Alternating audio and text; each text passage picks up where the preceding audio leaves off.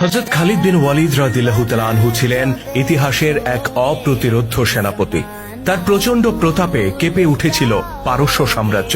রোমানদের সেই অজেয় যোদ্ধারা, যাদেরকে মানুষ দেবতা মনে করে পূজা করত, তারাও দাঁড়াতে পারেনি খালিদের সামনে। অথচ একদিন সেই খালিদের সামনে দাঁড়িয়ে গিয়েছিল একজন নারী।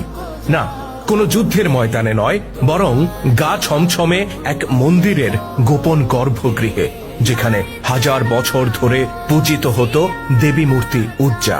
রাসূলুল্লাহ সাল্লাল্লাহু আলাইহি ওয়াসাল্লামের নির্দেশে খালিদ রাদিয়াল্লাহু তাআলা আনহু গিয়েছিলেন সেই মূর্তি ধ্বংস করে দিতে। আর ঠিক তখনই তার সামনে দাঁড়িয়ে যায় এক উলঙ্গ নারী। এলোমেলো চুল, পিশাচের মতো চোখ, আর বিষাক্ত অভিশাপে ভরা কণ্ঠ। কি করলেন সেদিন খালিদ? তিনি কি ভয় পেয়ে গেলেন, পিছিয়ে আসলেন, নাকি ওই পিশাচির মস্তক উড়িয়ে দিলেন? আজকে সেই গল্পটাই আমরা শুনবো। এক বিধ্বংসী যোদ্ধা আর